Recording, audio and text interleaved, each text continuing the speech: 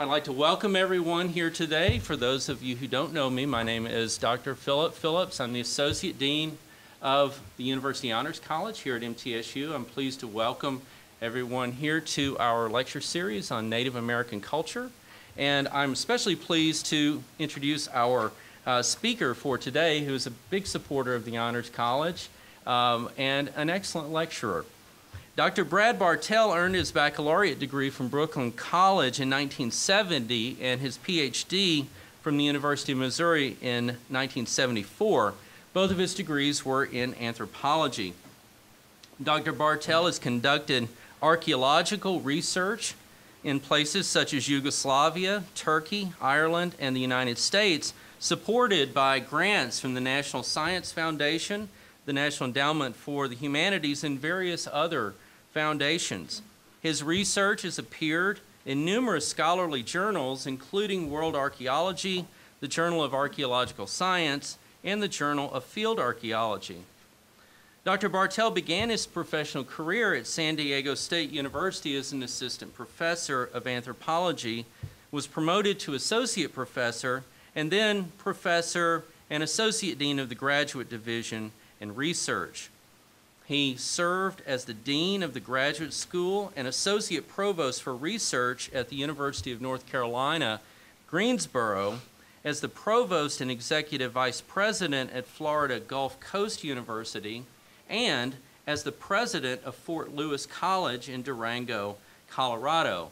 And thus, the reason why he's here is part of today's lecture series. He joined MTSU in July of 2010 as the university provost, which is the chief academic officer of the university. So today, Dr. Bartel will speak to us on Fort Lewis, military post, Native American boarding school, and liberal arts college. Please join me in welcoming our provost, Dr. Bartel.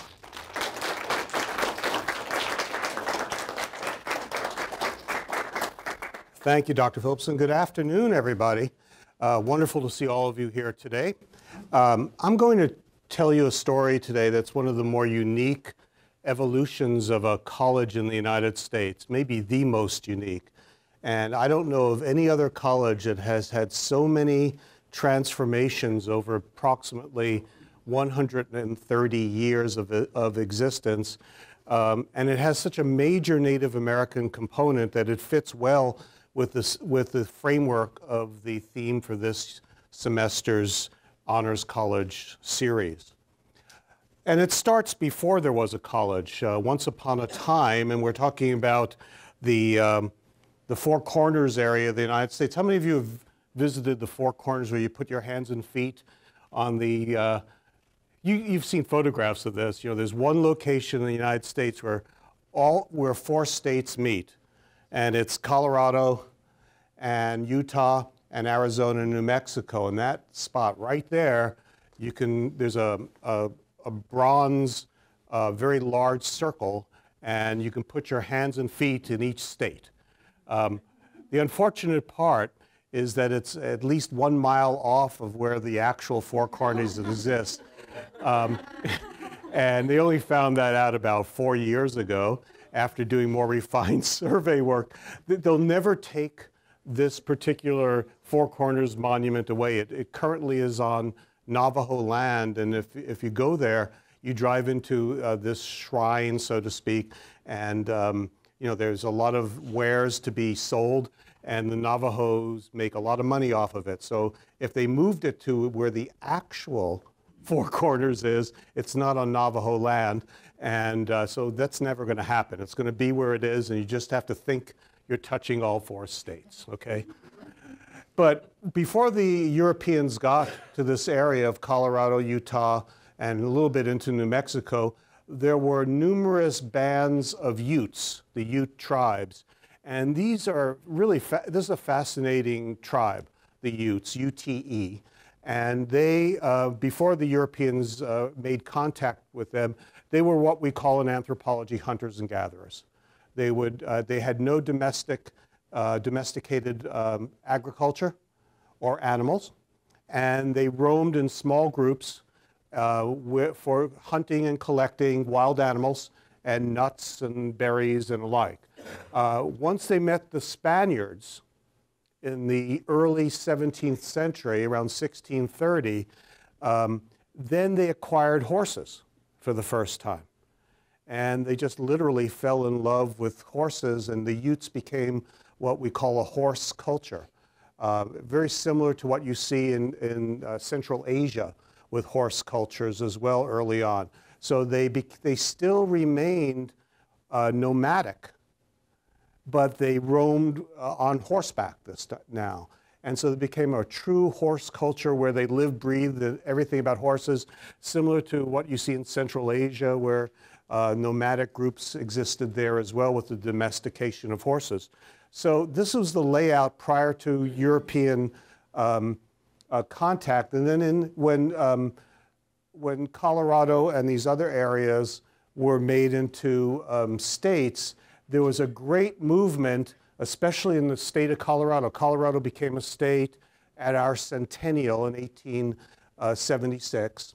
And there was a lot of passion in Colorado to politically remove the Utes from their lands. And in fact, they did that. They pushed the Utes out, and the Utes, for the most part, many of them went into the Utah area. One of the principal people who was devoted to the movement of dealing with the Utes was a man by the name of Nathan Meeker. He came from New York. He was a protege of Horace Greeley. Do you all know Horace Greeley, the very famous phrase, "Go west, young man," developed by him? He was the editor and publisher of the New York Tribune. He was a congressman. He ran for president of the United States. And he was one of the major forces about the movement of frontier expansion westward in the United States, especially in about the 1850s, 1860s. And Nathan Meeker, unfortunately, adopted a philosophy, I think, that was telling at that time. He shared it with literally thousands of Anglo inhabitants, not only of the West, but of the East, that the Native Americans were subhuman and that they can only be dealt with by maybe, as they say here, vermin abound on their persons. They have no intelligence and ability to deal with things effectively. I'm an anthropologist. I can tell you at this time in the 1860s, 1870s, a big movement in what's called social evolution that was a spin-off from Darwin and physical evolution, namely that all the races of the world and all the tribes of the world were placed into a nice, neat, unilineal progress kind of thing where, again, Victorian England was at the top, and at the bottom were hunting and gathering groups around the world. And so the Native Americans and tribes across the North America were fitted into this social progression area. And of course, they were deemed to be, in many cases, unfortunately, deficient in certain skill sets that they could never be highly technologically evolved. And it was very sad that this mindset prevailed in North America and in Europe, but it did, and it did for many, many years. This is Nathan Meeker up here. And this is his mentor, Horace Greeley. And Meeker went out to Colorado, and he was interested in a couple of things that Horace Greeley was interested in. One was the domination of white people in the western part during expansion. He was very interested in agrarian experimentation. Horace Greeley set up in New York a utopian community where he wanted to try out new agricultural techniques and living socially together. Meeker went out to Colorado and tried to do the same thing. He purchased a plot of land and tried agrarian agricultural experiments similar to what Greeley was doing in New York. In fact, the city of Greeley, Colorado, where the University of Northern Colorado is located, is named after Horace Greeley. That's where Meeker did a lot of his work. However, Meeker in 1878 became an Indian agent. He was in charge of the Utes in the western half of Colorado. How he got that job, I still can't figure out. It was probably through political connections, but he really despised the Indians and he didn't understand them at all. So one of the first things he did as an agent for the Ute tribe was he planned to demolish their racetrack. They had a racetrack where they liked to, and it's not like a racetrack that you're familiar with little betting things and stands. It was just a course, a race course. And he went about demolishing that race course. They got very angry. Remember, this is a whole culture devoted to horses, okay? So they went to his agency shack, which is over here, and they killed Meeker and 10 of his colleagues at the Indian Agency depot. This is not a good thing. And the word got out, and this is an illustration from a newspaper, a local newspaper, of the so-called Meeker Massacre in 1879. Here's Meeker's grave. Here's the remains of the agency housing, and here's another grave of another person who died. So 11 people died in this massacre. The Utes killed them. The United States Cavalry was called in. One element of the cavalry was called in from southern Colorado in a fort called Fort Lewis. At this time, the fort of Fort Lewis was located in a little town called Pagosa Springs, which is in south central Colorado. And they came in from that area to battle the Utes. Another division of cavalry was brought in from the north, from Wyoming, to battle the Utes. And so Pagosa Springs is right around here. And they came in from Wyoming. They both descended upon where Meeker was located. And they battled the Utes. Approximately 12 additional cavalry were killed during the battle, including all the officers that were there. So the Utes are pretty good on horseback pinpointing who to kill. Ultimately, the battles stopped, treaties were signed, but the damage was done. The damage was done politically and socially, where this massacre resonated with the population of Colorado, and especially in the whole area of western Colorado, because this area of western Colorado was an area that became at the same time, about 1880, an important area for silver mining. So here you have a massacre of about 20 people by an Indian population, and silver mining is just taking hold. The white population mining the silver is deathly afraid of what's going on. So in this very early photograph from the 1880, this is where Durango, Colorado is today, where this blue spot is. At that time, it wasn't called Durango, it was called Animas City, because the Animas River flows here, and it was just, that's what it was called. And later on, it became Durango, Colorado, and same city, and this is the way it kind of looks, even though this is a postcard from about 1910, trust me, this is the way it still looks today. It's one of these authentic Western towns. It only has about 15,000 people in it. Has anybody been to Durango? Nobody. You got to go one of these days. It's as close as you're going to get to a real Western town that you go back in time over 120, 130 years. It's a beautiful town. The only problem is this mountain right here. It's just a mountain of uranium. So pretty much everybody in this town kind of glows in the dark. It's not, the cancer indices in this town are rather high, but it's all because of uranium. But again, it started as a silver, not a silver mining site in Durango, because that's where the train ended. All the silver was done north of Colorado in towns like Leadville and Silverton and other places in western Colorado where the true mining occurred at amazing heights, 8,000 to 12,000 feet above sea level. And then they would ship the ore silver ore down to Durango for processing and then shipment out. So Durango was the last port, so to speak, but the whole region of western Colorado was fearful of more Indian attacks, and they wanted to protect the silver mines. So they made certain gestures to the federal government, and one of the Hall of Fame Civil War generals, William Tecumseh Sherman, said, it's really important now that we have to move the fort of Fort Lewis from its location in Pagosa Springs to a different location closer to Durango to protect the silver. So they moved it 60 miles to the west to what's called Hesperus, Colorado, which is right outside of Durango. And this is the location of the fort of Fort Lewis today.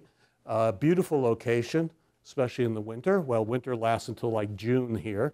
So it's like October through June is winter. So it's a whole different biorhythm than what you're used to, averaging 17 feet of snow a year. You're at 7,000 feet above sea level. So it's a whole different environment. But this is the remnants of the fort of Fort Lewis when it was moved by General Sherman in around 1880 to its current location. Along with the fort came the soldiers, and one major component of this fort were the Buffalo Soldiers, and the Buffalo Soldiers were the African-American soldiers of the United States Cavalry. And these dots represent the total geographic distribution of Buffalo Soldiers across the western United States, but 4 companies of Buffalo Soldiers existed in Fort Lewis, right over here, during this period of the 1880s. So it's a rather historic, interesting historic footnote to the whole thing. And this is what fort life was like at Fort Lewis. You know, jazzy uniforms that they never used because, again, after the Ute Meeker Massacre, the Utes, most of them were really kicked out of Colorado westward into Utah, and they really were not needed. There were no other major uprisings that they had to deal with. So they just dealt with marching every day, keeping in shape, playing baseball a lot, and cleaning up. Many of these buildings are still extant at the site. And so the period of its use as an actual fort was only for a decade, for the 1880s. And then the federal government felt as if the fort was really not needed anymore. The Utes were pacified or dispersed out of this part of Colorado. The silver mining was going rather well, and they said, we really don't need the use of this as a military installation anymore. So its duration as a fort, a true fort, was only a little bit over a decade. And then, in this period of about 20 years, it was used as a Native American boarding school. And this is where the whole history gets very, very interesting very quickly. You see on this map the geographic distribution of the federally sponsored Native American boarding schools on federal property. This is only federal property. And you see in Colorado there were 2, Fort Lewis and in Grand Junction, Colorado. There are approximately about 25 boarding schools on federal military property. So these are, for the most part, either federal prisons not in use anymore, or federal military installations not in use anymore that were transformed into Native American boarding schools during this decade period. The most famous of which is the Carlisle Native American boarding school in Pennsylvania that we'll get to in a minute. But there's a much longer history of Native American boarding schools in the United States, and I want to really make sure you understand this. It really starts with a religious movement, and it starts in what later will become the state of Maryland. And in 1634, the Society of Jesus wanted to civilize the tribes in what is now Maryland. And they thought it was their moral obligation to educate these people with Bible study and to civilize them, so to speak, to the ways of life of being a Christian. They took no regard of the thousands of years of Native American belief system and culture. It is all about, again, this belief, this amazingly strong belief that there's only one true way of education, one true way of believing, and it's all about being a Christian and being this type of Christian. So it starts in 1634, and a significant federal affirmation of this happened almost 200 years later. In 1819, there was a federal law called the Federal Civilization Fund Act. Think about the name of this, the Federal Civilization Fund Act. This act started to give money to religious groups in the United States to civilize Native Americans. Most of the boarding schools in the United States in the 19th and 20th centuries were not federal boarding schools. They were boarding schools affirmed by the federal government and run by many different sectarian Christian groups. And frankly, there were over 100 Native American boarding schools by 1900, but most of them were religious organizational boarding schools, not run by the feds. The feds only ran about 20 of these things. 80 to 90 were run by religious groups of various Christian groups. And the Bureau of Indian Affairs actually ran the federal ones for the United States, the most famous of which was started in 1879, and it's the Carlisle Indian Industrial School in Pennsylvania. You know it, I think, only because of their most famous Native American member, which was Jim Thorpe, the most famous, maybe the most famous athlete in the history of the United States. And played baseball, played football, excelled in everything he did. And he was one of the Native American students at Carlisle. And so the Fort Lewis Native American boarding school only started 2 years after Carlisle in 1881. Then in 1928, the federal government, through the Department of Interior, issued a report. And the report said that we got to stop doing what we're doing with Native Americans, because you will see in some photographs I'll show you very soon that what happened to these Native American students was a tragedy. They had to, they cut their hair, they refused to allow them to speak their native language. They had to wear European outfits. They had to basically be brainwashed and forget all their culture and become solid Americans in one way. And this was, again, the strategy of the Native American boarding schools for approximately 100 plus years, to totally acculturate Native Americans to Western values, American Western values, and to stop acting like Indians. It was one of the great tragedies in America. Amazing tragedy. And generations of Native Americans lost their language, lost their culture because of it. But in 1928, the Merriam report said, you got to stop this. It's bad. You got to stop instantly cutting their hair. You got to stop instantly stopping their wardrobes from being traditional Native to westernized. You got to come up with a different solution to this problem.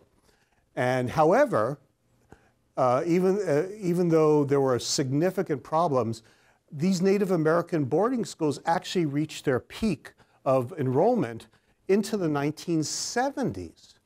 So at most, there were 60,000 students nationwide in these boarding schools, and they continue to this day. There are still Native American boarding schools. So take a look here. This is Fort Lewis, the Fort Lewis boarding school, okay, for Native Americans. Look at these pictures. You know, haircut, all wearing uniforms, all looking prim and proper in a Western sort of way, right? Most in the boarding school of Fort Lewis, you had Navajo, Ute, Sioux, and Apache tribes represented. And again, went from K through 6th grade. At its peak, maybe 100, 200 students all told at Fort Lewis. And then they would send the cream of the crop, the best students, to Carlisle annually, because that was like the ultimate boarding school. But, it went beyond the 6th grade at Carlisle, so they wanted to move those students out of it. But take a look at these pictures. These people do not look happy. And nor do I think they've ever looked happy going to a place like this. And you could see lessons in music, lessons in home economics for the women, you know, how to cook, and not cook fry bread, but cook proper Western things, playing the guitar, singing, and so that's the kind of situation you had at every single boarding school in the United States. It was an amazing tragedy, an amazing tragedy. And I want to talk to you, we'll get back to the boarding school thing in a second, but embedded within higher education, running parallel to all this, was a similar kind of situation. Harvard, as you know, was the first college in the United States, right? And in their charter of 1650, it says that their mission statement basically said that they will educate English and Indian youth of this country in knowledge and godliness. Now remember, Harvard started out as a religious school, as all of them did at this time in the 17th and 18th century. But think about it, in the Harvard charter, it states that they have an obligation to teach Indian youth. This goes back to 1650. Dartmouth College, same thing, 1769.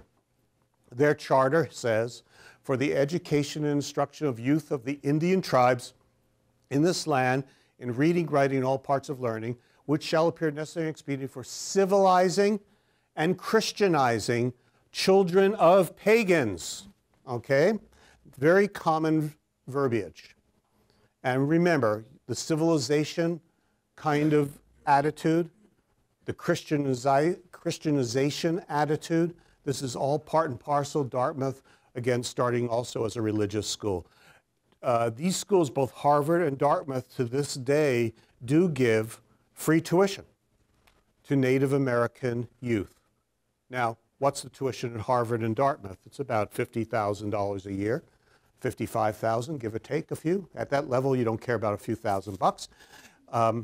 So they do give free tuition to Native Americans because they have it in their charter as an institution. But they have, if you look at their numbers of Native American students at both of these institutions, it's not many. They do not go out of their way to recruit Native American students. It's in their charter, they have to be obligated to deal with it, but they only have a few dozen Native American students at these institutions. However, in 1910, the state of Colorado worked with the federal government. Remember all that Fort Lewis land and other forts in western Colorado? The federal government struck a deal with the state of Colorado. And the federal government said, we'll give you all the federal land that we had in western Colorado that we used for forts. And that's a lot of land, okay? In return, the state of Colorado must educate Native Americans free of charge, in perpetuity. So in 1910, they called the Colorado Sacred Trust, and it says that all these lands and buildings, meaning Fort Lewis School, there it is, shall be given to Colorado as an institution of learning, and that Indian pupils shall at all times be admitted to such school free of charge for tuition, and on terms of equality with white pupils. And it goes on to say in perpetuity. So just think about that. Federal government did a land swap, building swap. Colorado signed it. They are obligated to then, from 1910 on, have all Indian students who want to go to Fort Lewis go there free of charge. And Colorado has to pick up the tab. That's the deal, 1910. So the Native American boarding school period ended in 1910, and immediately that plot of land in Hesperus, Colorado, was transformed into a high school. And that lasted until 1927. And you can see the photographs change a little bit. Still in the baseball team are Native Americans. This is a group of all white ladies in the high school, and the band was kind of a mixed group there. I'm taking this out of yearbooks from the high school at that time. It's kind of fun to look at yearbooks of that time. And it was this high school was a high school devoted to cattle raising and agriculture. And trust me, it's not easy doing agriculture in this area. There's like a growing season of 40 days. There's only like, remember I told you it snows through May, you know, and you got like June and July and maybe a little part of August, and you're out of there. I mean, really, snow starts going again. So you can't do much with agriculture. You can do a lot with cattle raising. And there were about 80 students in the high school at any one time. And then in 1927 through 1956, it became a junior college called Colorado A&M, okay, Colorado Agriculture and Mining. And it was called Fort Lewis A&M. And here again, still not many students at all. And you can see, well, here's the good old cattle, which they can do. And it was a small group at this, what we would call community college, but they called it a junior college. The problem here was World War II. When World War II came, the student population was totally decimated. I think they were down to like 8 students at one time by 1944. So it didn't really have viability as a junior college, and the population density of this area is incredibly low, so that its viability as a 2-year college faded away by the end of World War II and into the post-World War II period. So, and plus it was in Hesperus, which was about 10 miles outside of Durango. So they decided in 1956 to move the college literally into Durango. And Durango is the largest city in southwestern Colorado. And that means 15,000 people, okay? The only other city of any size in this part of Colorado is Cortez, Colorado, and that has about 6,000 people. And other than that, you're talking about 50 people here and 100 people there. There wasn't, one guy bought 300 acres of land to have a religious cult. That would have been probably 1,000 people, but they caught on to that. This is a sidekick of that guy, Jeffers, who ran that Mormon polygamous cult. He decided that he could sneak in a little group. It would have been the 3rd largest city in southwestern Colorado if he did. The reason why there's a low population density here is that most of the land is Indian reservation land that we'll see in a minute, so that there's really not a lot of land per se to develop cities. But it's a beautiful area, as you can see. And this is a mesa that's on top of the city. Here's the city of Durango. This is a big mesa on top of the city. And it used to be the airport of the city, so you can think about flying a plane in here. It's not, I think it would have been rather challenging to fly a plane. It's still challenging when you fly in and out of Durango. Trust me, I've had too many experiences with my heart up in my throat. They did move this college into Durango in 1956. It's a beautiful location. It's ringed by 12,000-foot mountains. It sits at 7,000 feet. Just amazing. One of the most scenic places in the country, really. Today, Fort Lewis College is the designated public liberal arts college of the state of Colorado. So today it's a 4-year college. It's part of the state system of colleges. It is undergraduate only. The population varies between about 3,700 to 4,000 students. Of the, let's say, 4,000 students, about 1,100 are Native American. So over 25% of the population of the public liberal arts college of Colorado are Native American. And it was once part of Colorado State University's system and then became independent of Colorado State University in 2002. The amazing thing about Fort Lewis College today is that no other college in the United States has as many federally recognized tribes with students attending. There are over 500 federally recognized tribes in the United States. Over 125 tribes have students at Fort Lewis College. Any student in the United States who comes from any federally recognized tribe gets free tuition. So it's not only tribes in Colorado. It's any tribe in the United States that is federally recognized. So that's amazing. There's no other place in the country that has this diversity of tribes. It also has the second best graduation number of students of Native American descent who graduate every year. Only the University of Oklahoma has more Native American students graduate every year. And you know, University of Oklahoma has what, 25,000 students? This place only has 4,000. But we have the second most Native Americans graduate every year. That's an extraordinary accomplishment when you think about it, okay? There are issues, okay? First off, a lot of these tribe people just don't like one another. And it's only because of rumor, innuendo, and myth about other tribes.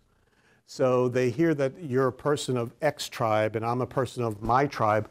There's been a long history of animosity, maybe, between the tribes. You don't know what the animosity is, but your mother or your grandmother tells you, we don't like people of that tribe. And so this continues those kinds of really kind of interesting problems between different tribes. Secondly, all these tribes want to have the ability to have their own religious practices. So when I was president of this college, I decided that the way to do that was to use the old Fort Lewis. To use the old fort, which was located again about 12 miles from Durango in Hesperus, Colorado, as a location for sacred tribal religious practices. So we allowed each tribe to use that location of the old fort for their religious practices. This is the only college that I know of in the United States that has legal peyote rituals, as one example. Don't start thinking you're going to transfer to this place, okay? Don't want you to think that. You have to be a Native American to use peyote. It's legal for religious practices. Or we would slaughter a bison, a buffalo, and have a buffalo ceremony. Or there are a lot of other religious practices that we had, but we tried to be very specific. You had to get permission. It had to be done the correct way. But for student social cohesion, for students to feel connected, especially if they were distant. Let's say you came from a tribe from Connecticut or something of that nature, and you're really far away. You really want to stay connected to your religious practices. So we made sure that those things were honored. There are always issues of Native American and whites together. And again, even though the Durango, most of the Durango population was very hospitable towards Native Americans, once you left Durango, Colorado, and went into kind of the hinterlands of southwest Colorado, there was discrimination in other cities in southern Colorado. So we were always on the lookout for that. I worked very closely with a man by the name of John Foster Dulles III. He's the grandson of the famous John Foster Dulles. Have you ever heard of John Foster Dulles? Secretary of State of the United States back in the late 40s, I believe. This was his grandson. He was in charge of the federal civil rights unit, and we worked very closely to make sure that Native Americans were treated properly when they were visited other parts of Colorado and beyond. Then I had trouble with the state legislature. Here's the way it worked. I would every year give to the Colorado State Legislature the tally of all my students of Native American descent. So let's say you had 1,000. And the current, let's say, out-of-state tuition rate was $15,000 a year. And I give them a bill. You know, I have 15,000 out-of-state students of Native American descent times $15,000 each for tuition. I need to be reimbursed by this amount, right? Simple math. So they said, what is this? Every year I had to go through this. What is this bill? Why are you giving us this bill? And I had to pull out the 1910 charter that says, guys, do you understand what the word perpetuity means? You got a deal. You got land, you got buildings, and what you had to do in return was pay for every single Native American student in perpetuity. I know perpetuity is a big word, but you know, as a legislator, you have to understand that that's the deal you cut 100 years ago. And you have to abide by it. And every year I'd go through this problem. Every year I had to explain to the legislature, but every year they would ultimately gripe, in a griping way, pay for it. Okay? But I wish there was another way to do it, but that was the way. It helped that the United States Senator from Colorado was a man by the name of Ben Nighthorse Campbell, the only Native American senator, United States Senator. He lived right there in Ignacio, Colorado, which is the next town over from Durango. And he was a very powerful person and political force in Colorado history. And he's a large, imposing guy. He was on the 1964 Olympic judo team. And he's a big guy. And he doesn't mess with anybody. He was a Cheyenne Indian. And he just would go sometimes with me to the state legislature and politely explain in his own interesting way the need for everybody here to pay up. So, but this is the only university in the college in the nation that had this issue of being a nationwide Native American college. You've heard about tribal colleges, I think. That's a different category of college. That's a college that's totally devoted to Native Americans 100%. It is also federally registered, and it's usually grounded in at reservations. But this is different. This is a college, a public college like we are, that has a mandate to always do right by all tribes in the nation. So we put in a lot of initiatives to make sure that Native Americans were successful. One was peer mentoring. Many Native Americans, when they go to college, have nobody to look up to. Nobody in their family ever went to college. Think about that. I mean, a lot of you are first generation, right? Where your parents didn't go to college. They have it in spades. And so I set up a peer-to-peer mentoring program where juniors and seniors who are Native Americans, I teamed up with freshmen and sophomores who are Native Americans so that the freshmen and sophomores would have people to look up to. It didn't have to be from the same tribe. It just had to be a different, a person of Native American descent. We devised special curriculum for them. Casino management. If you look at almost every casino on Native American reservations in the United States, they're run by Anglos. You know, they call in Anglos to run them for them. And I said, this guy has got to stop. You know, we need to train Native Americans how to run casinos. It's typical, it's just business management. So we worked on a bachelor's degree in casino management because this is really important for them to feel as if they were in control of their situations. The same holds true for cultural heritage preservation. Almost every reservation in the United States has a museum. In fact, we just mentioned that. We're at Cherokee. They have this beautiful Onconalofty Museum of Cherokee Heritage. Don't you want to train your own people how to be museum curators and run your operation? So we trained Native Americans on cultural heritage preservation, their own cultural heritage. Critical. A lot of them were so interested in social justice. As you could, I mean, if you were a Native American, you'd be interested in social justice too, because you hadn't had social justice in about 300 years. Yeah. Actually, 500 years in Columbus, starting with Columbus. Therefore, many of them, and in fact, you've had some lectures from the Pine Ridge Reservation. We had a lot of students from the Pine Ridge Reservation. From the moment you're born on the Pine Ridge Reservation, you learn about social justice or the lack thereof. These kids were really wanted to become lawyers. They really wanted to advocate for their tribes and all the injustice of the past, the present, and maybe into the future. So I developed pipeline approaches with some of the notable local law schools, University of Denver, Arizona State, to have instant admissions for these Native American students to get into law school. Very important. Obviously, we had a Native American Studies program. I mean, how could you not? Although I wish there were more white students taking the Native American Studies program rather than the Native Americans. And then we talked a little bit briefly about language just before, about the demise of many of the Native American languages in the United States. So we ran majors in Hopi language and Navajo language to keep that going. And in fact, the Navajo now, you know, they have I think you may have seen this in the news, they just had an election for their new head of the Navajo tribe. And there's a new requirement in the election procedure that you have to be fluent in Navajo. And the person who got the most votes was not fluent in Navajo, and they rejected him as their leader for a different person who was fluent in Navajo. So having this ability to be fluent in major languages is critical. And then, as important, we had a big Native American center. You walk into the center, it's just not students.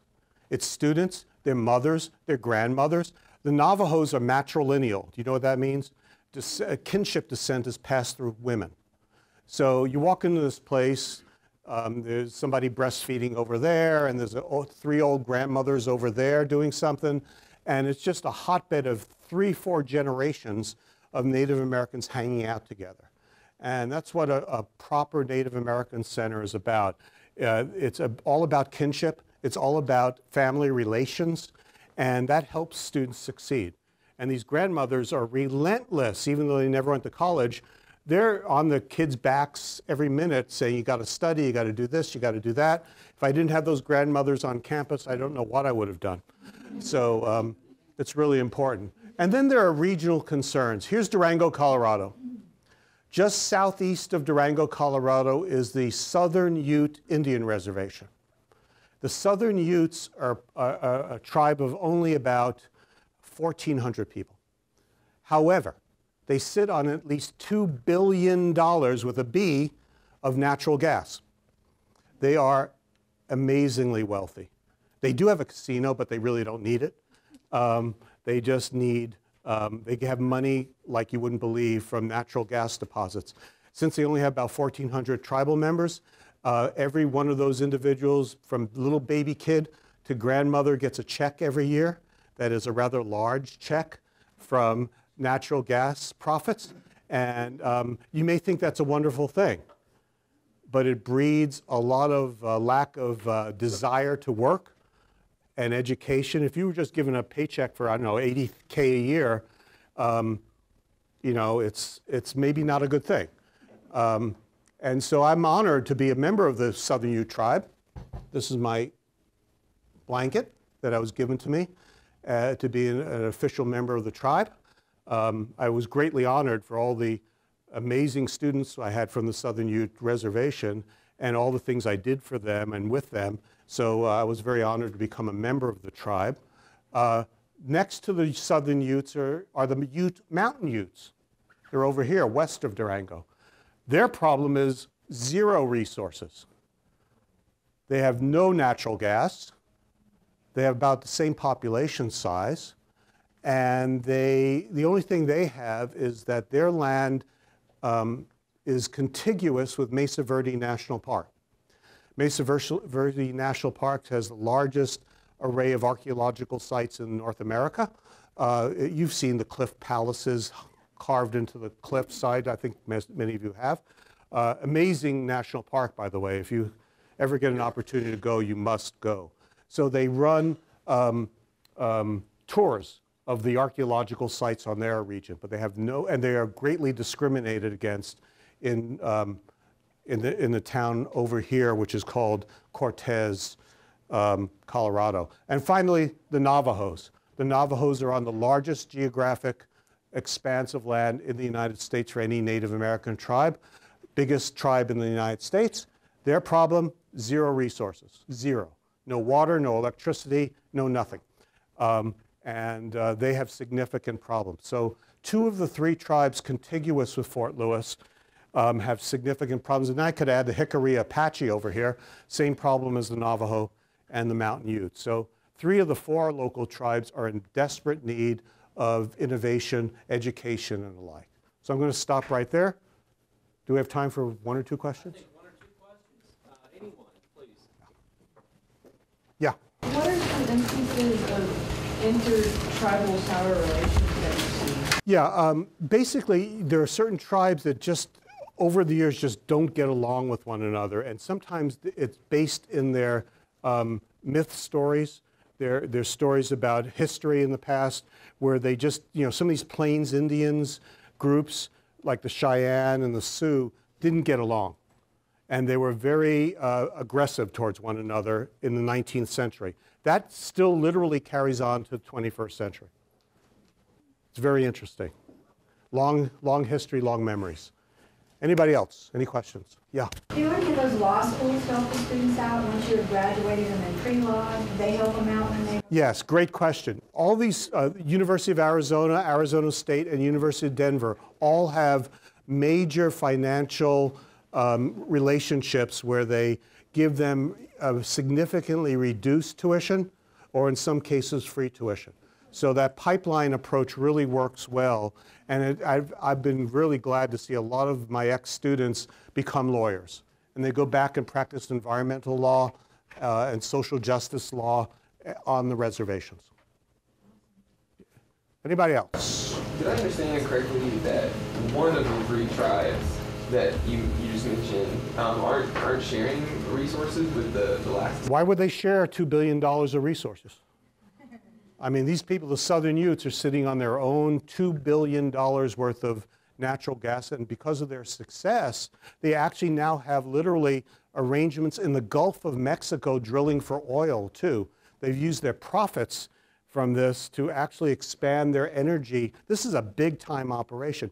However, the Southern Utes have significant domestic violence problems. Again, remember I said they're just given a check every year and they kind of hang out. As you know, Native Americans have significant alcohol problems, diabetes problems.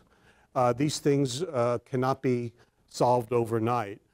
But the Utes are the only one, Southern Utes are the only ones of these 4 tribes that are sitting on their own reservation, and the luck of the draw is their reservation sits on top of all that natural gas. No natural gas is under these other reservations. You get lucky sometimes, I guess. And they have their own company that is doing the drilling for the natural gas. Amazing. It's just absolutely amazing. They got lucky. Only 1,400 of them. Unfortunately, we're out of time. Please join me in thanking Dr. Bartel. Thank you.